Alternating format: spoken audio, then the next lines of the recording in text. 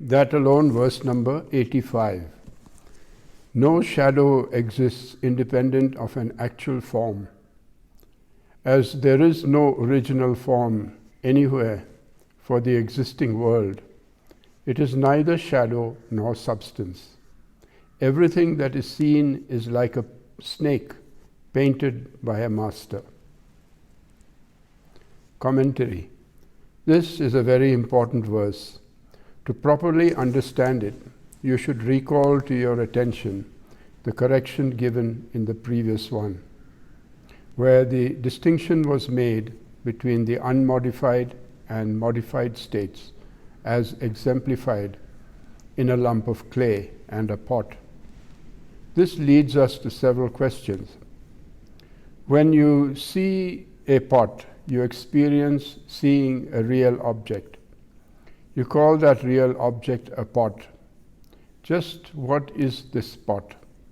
Does it reside in the name pot or in the specific form of the clay? We should first ask what constitutes an experience. An experience has two major factors implied in it. One is the beingness of what is experienced, and the other is the knowledge of what is experienced. Do you have a knowledge of pot? Yes, you do. Does the pot have a beingness? If you say yes, what does that do to the beingness of the clay? If you say the beingness of the pot and the clay are the same, does this mean there aren't two beingnesses? So if there is only one beingness, and that beingness is clay, why do you call it a pot? Beingness is a substantial reality. There is an indisputable beingness of clay throughout. Before it was fashioned into a pot, it was clay. When it is fashioned, it is also clay. And even when the pot breaks, it is still clay. Do you have knowledge of the clay before it is made into a pot? Yes. Do you have knowledge of the clay even when it is a pot? Sure. Does that knowledge continue even when it is broken? Of course. All through this process, clay continues in your knowledge. What truly is that which continues as knowledge and experience throughout. Then where did this temporary thing called a pot come from? It is an image, isn't it? But what is it an image of? If you say that the potter already has the idea of the pot in his mind, and he transfers the image from his mind to the clay, then the pot is only an image of the original image in his mind. Is the idea in the potter's mind a real pot, of which the actual pot is only an image? No, not at all. The idea is not a real pot. It is an image of the pot. It won't hold any water. Experience consists of two factors, name and form. You can formulate a name without referring to any being. But if I hold up a book and say it has no being, you won't agree to it because you are experiencing a definite form. It's not like a name. The experience of form brings you to two fundamentals, knowledge and being. So there is this difference between name and form. You cannot experience a form without experiencing knowledge and beingness, while with a name you can. Here is the difficulty. There is a pot, you have knowledge of it, but you have to establish a location for its being. Where you are trying to do this, another being, the clay, is already there. Without displacing or disturbing that being, how do you place the pot's being? Obviously, the being of clay is absolute.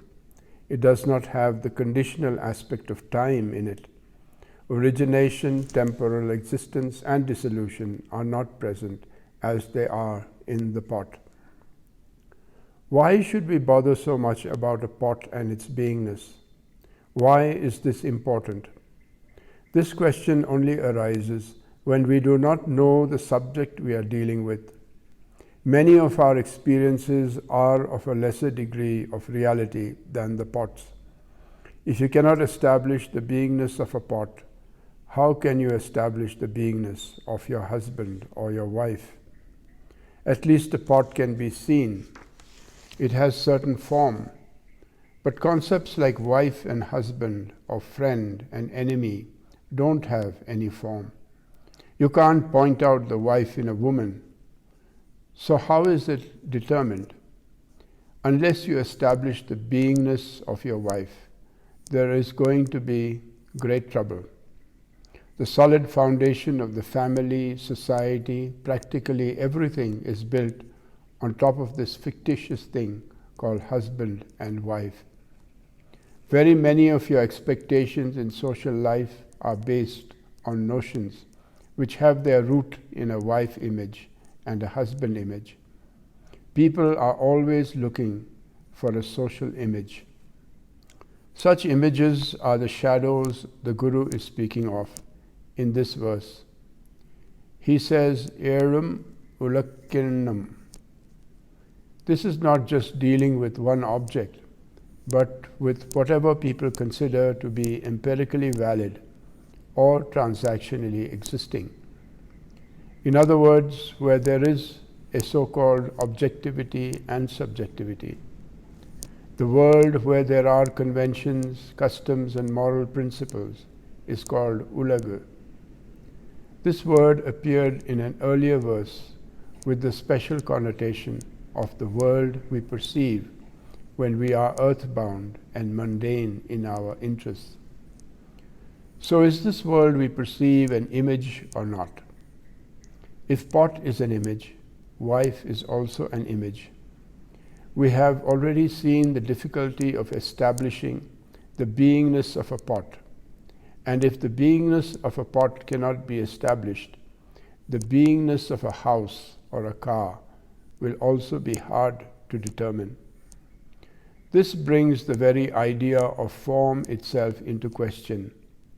All forms are images, images of what we do not know. To solve this problem, philosophers decided to invent another world, a world of models. Plato called this the world of the intelligibles and placed the archetypes there. According to him, the horse you see here is only a shadow, an image of the archetypal horse. Then he conceived the cave allegory, where the world is likened to a shadowy cave, and everything you see in it is only a shadow. This does bear a vague resemblance to the Vedantic concept of Maya. But Narayana Guru doesn't accept that there is a world of intelligibles away from the world of the visibles. He accepts that you understand things with your intelligence, but that is precisely where you see with your eyes also. None of this needs to come from some other world. If something were from another world, you could just say that you do not see how it is reflected. But it is nonetheless a reflection. We do not subscribe to the Platonic theory of the visibles and the intelligibles. The difficulty begins as soon as we accept the world of perception. In the world of perception, we see form. For us to see form, it must have existence, and we have to have knowledge of it. In other words, it must have beingness. But the place of its beingness is already occupied by the existence of another entity, the unmodified Absolute. Therefore, it is suspended in mid-air, so to speak, without a footing. This is the crux of the problem. How does Narayana Guru explain it? He says that when an expert paints a snake and the painting is placed in dim light, it can frighten a person. The dread can be so great that the person might even collapse and die. So the painting can function as a snake to some extent, but as soon as it is closely examined, it will be found to be only a painting. When it turns out to be a painting, it does not cease to be. The snake doesn't disappear. It continues to be what it always was, a painting done by a master. What changes is your reaction to it. You no longer react with fear, but with great admiration. You say, "Look how lifelike it is. It's wonderful." You might want to possess it. "Let me take it home. It's a terrific picture." Once you accept it, it is no longer a snake. When you were dreading it, it was also not a snake. It all came from the mind's projection. Now let's go back to the idea of wife. The original clay is there, some flesh, a body. On it you project your dear wife, just like the potter projected the idea of pot onto the clay. The process is, of course, a little different. Here a greater potter has done the first part of the work in fashioning the woman. But it only becomes meaningful when you project the idea of wife on top of her, so to speak. Does this idea have validity or not? It has validity. Has it full validity? No. It is valid only until you telephone an attorney to effect a separation. This doesn't only refer to the husband-wife business, but is a handy way of understanding something general in life, where people get infatuated with so many things and then after some time effect a separation from them.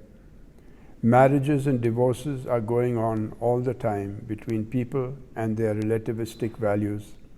They aspire to something, but when they get close to it, they no longer want it. They think it is not what they were looking for. That's because the beingness of those things has the same status as the painted picture. The painting is done from within. Is it real or unreal? The Guru says you cannot say it is real, nor can you say it is unreal. It's simply a wonder.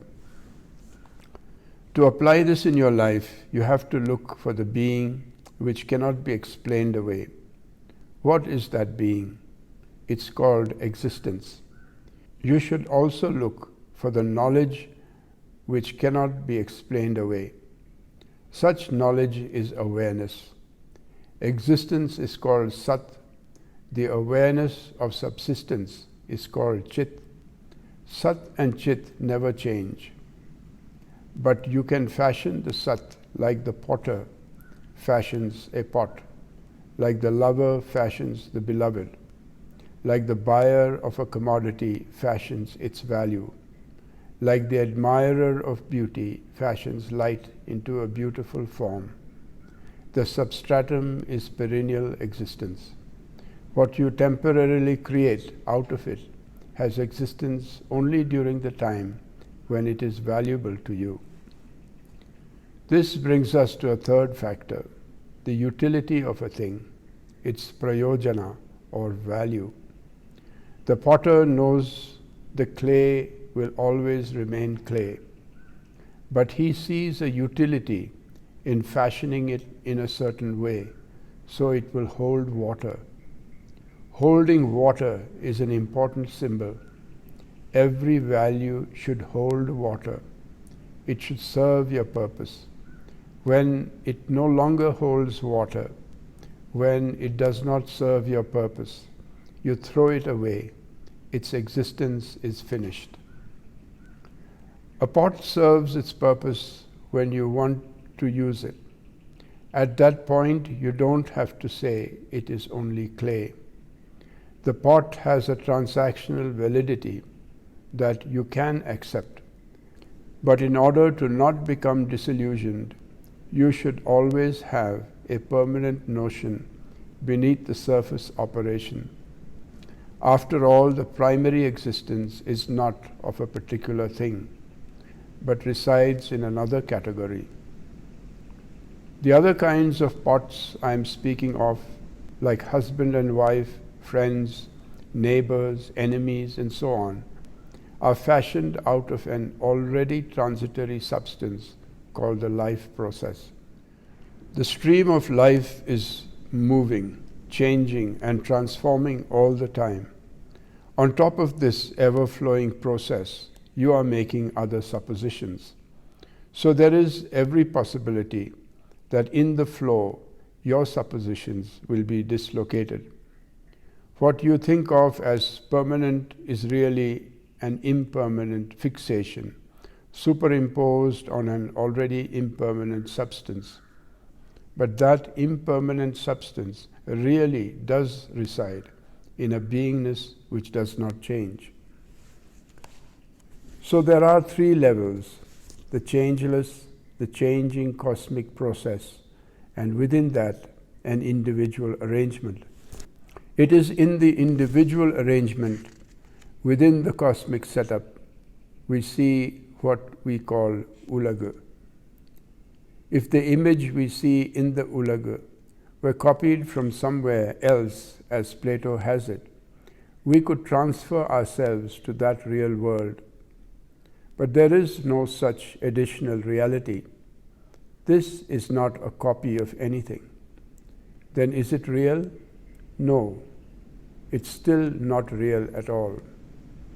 We have to learn to accept the transitory nature of life and the impermanence of all arrangements, while keeping in mind that every arrangement is valid for just as long as the Ananda aspect is reflected in it.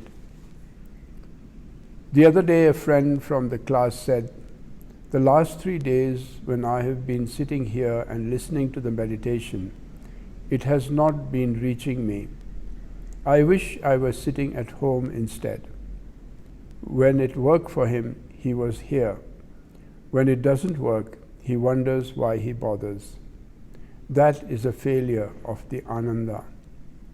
The existence of the image really belongs to the Ananda. When the Ananda fails, the image collapses. It fades out. What is it that interferes with the Ananda? The whole process is a search for happiness. What is opposed to happiness is called Maya, darkness, or avidya, ignorance. Christians call it sin or guilt, or personify it as the devil.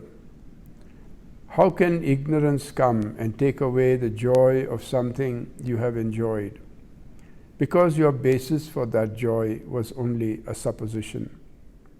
If you saw joy right in eternal existence itself, in eternal awareness itself, it would not have broken down.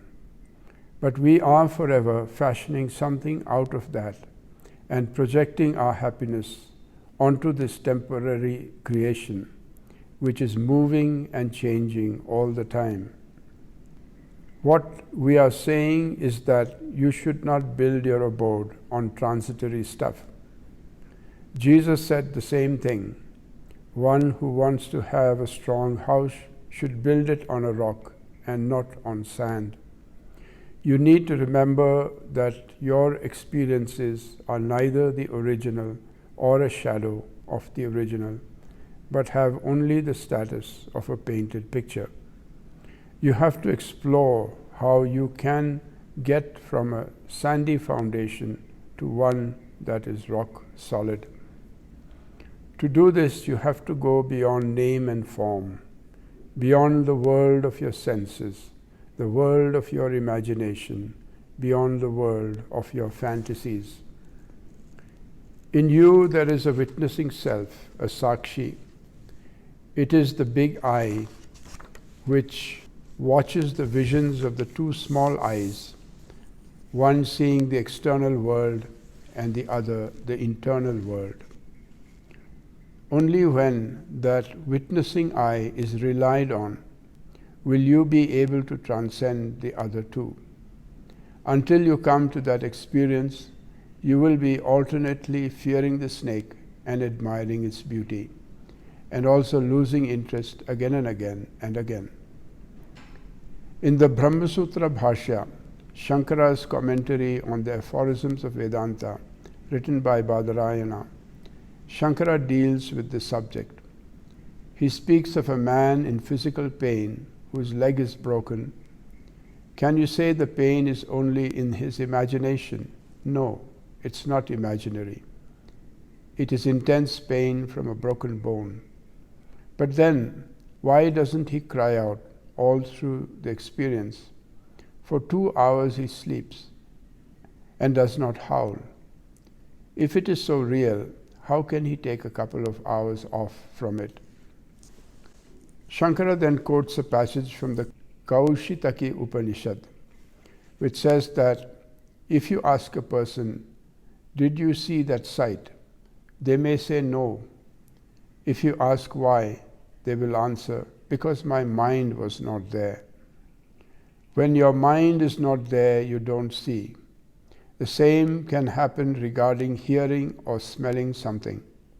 Someone may walk down the road reading.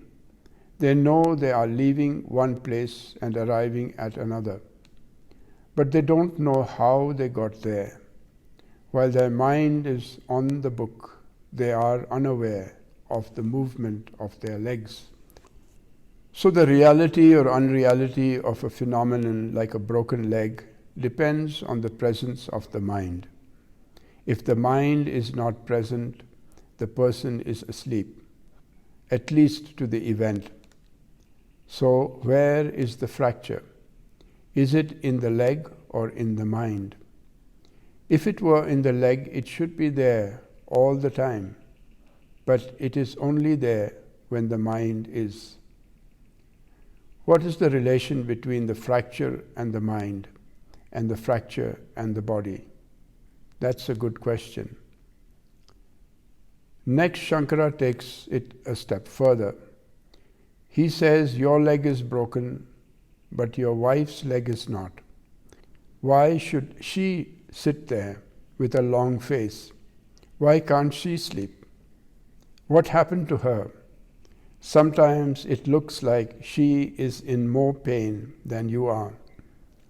Her identity, her sympathy is so great that she suffers more than you. And sometimes husbands suffer along with the labor pains of their wives. This is the second question Shankara raises. The pain need not even be in you. It can be in another body, and still your mind can take it on, making you suffer. 90% of your suffering is imaginary. You sit there and imagine what might be happening to your father or mother, or your wife at home, or someone else somewhere else. While you're sitting there, from your last chakra or synergic center, something goes to the next imagination, and then the next. Then the whole thing burns inside. After posing these problems, Shankara says, now find out the real basis of your experience. To make this experience real, you should tell me definitely what truly exists, what you truly know of this experience that will not be altered at any time. Even the idea I am is not there when you are in deep sleep. If you are in a yogic absorption, the central idea is not I am. The distinction of I and that is gone. If what is behind these notions is real and unchanging, your greater insight should rest on that. This verse is not of mere intellectual interest. It has a great spiritual import. To those who meditate on it and want to take benefit from it in their life, it gives so much. It is just like Jesus saying, "Come to me, those who suffer, unload all your burdens on me. Why should you carry them around in your head? The whole thing is a supposition. Leave it where it belongs. Feel right, be happy." Whether we meditate or not, we come to experience this in the long run. Let me give an example. A man sailed across the ocean. He was not with his wife and children. There was no society there. He was all by himself. How could he do it? It's a natural wisdom, a wisdom that comes just through maturity. The necessary attitude had to come not only from his side, but from his wife and children also. I know husbands and wives who can't keep away from each other even for one day. Parents who can't tear themselves away from their children. But then after some time, they learn it's okay. My life is my life and their lives are their lives. But at the same time, my life is not my life and their lives is not theirs. Our lives are in the hands of another great reality.